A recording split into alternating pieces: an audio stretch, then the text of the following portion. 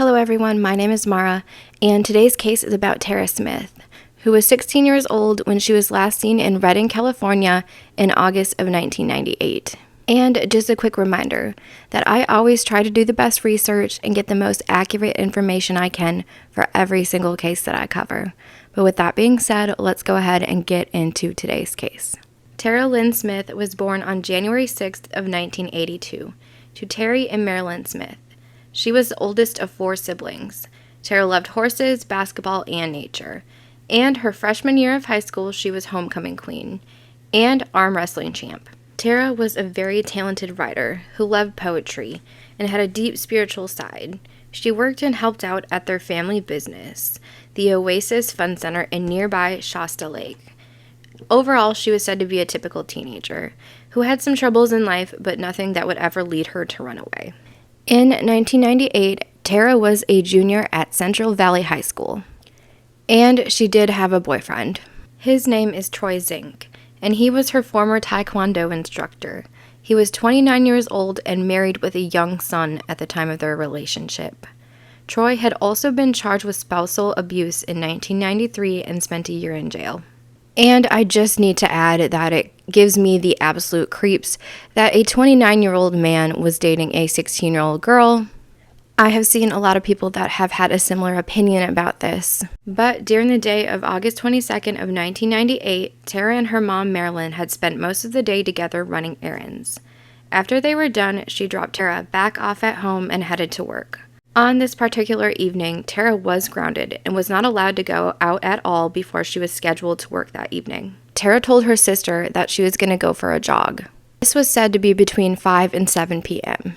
But she was not allowed to leave the house in the evening by herself, and because her 11-year-old sister, Sierra, knew this rule, she begged her not to go. But Tera said she was going for a 20-minute jog and would be right back. But when Tera did not show up for her shift at work, her mom called home, and this is when Sierra let her mom know that Tera said she was going for a jog but had not returned home yet. And when 29-year-old Troy Zink was asked if he had seen her, he said that Tera called him on August 22nd around 6:30 p.m. and asked him to meet her near her home. Troy said that when he met up with Tera, she asked him for $2,000, and that when he asked her what she needed the money for, she would not tell him. Troy said that he refused to give Tera the money and that she became angry with him. She then asked him to drop her off at the intersection of Old Atlas Road and Old Oregon Trail in Redding, California. He then claims that he drove to Hang Glider Hill by himself to pray, and that after hours of praying, he headed home at around 11:30 p.m. And sadly to this day, Tera has never been seen or heard from again. Troy has continuously denied that he has anything to do with Tera's disappearance. He also told authorities that Tera had sent him a letter, and that in this letter, Tera had put that she planned on running away from her home. But Tera's family does not believe that she would run away from home. And in Tera's journal, they found where she had planned on ending her relationship with Troy, and that she had met up with him that evening to do just that. And that more than likely Troy did not take this news well, and that he is more than likely involved with her disappearance. Also, after Troy's initial police interview, he stopped cooperating and refused to help any further in Tera's disappearance. And after she went missing, Troy had to serve a 4-year prison sentence for weapon charges. Because he was a convicted felon, he wasn't allowed to own firearms. But when they started investigating Tera's case, they found sporting rifles and shotguns in the attic of his Taekwondo studio. It said that Troy Zink now lives in Arizona and goes by the name Charles.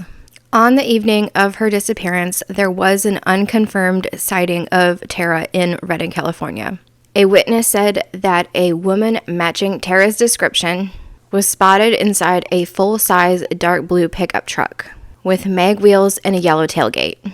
The girl inside the truck was accompanied by an unidentified white male, and they have never been able to establish if this sighting had anything to do with Tera's disappearance.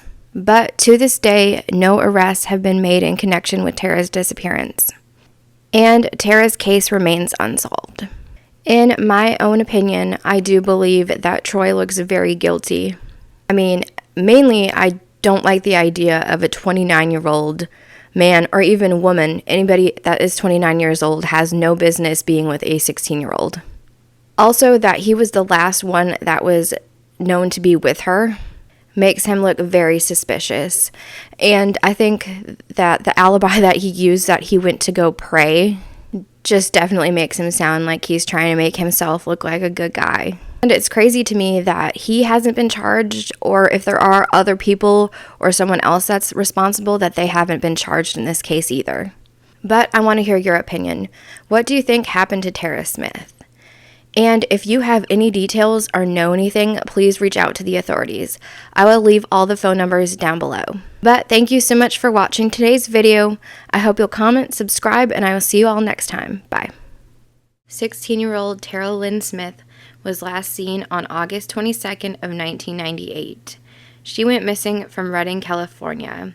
She was last seen wearing a white sports top, shorts, and multicolored sneakers. Tera is described as a Caucasian female with blonde hair, hazel eyes, and her ears are pierced. She has a scar on her left calf. This is an age progression of what she may have looked like at the age of 23.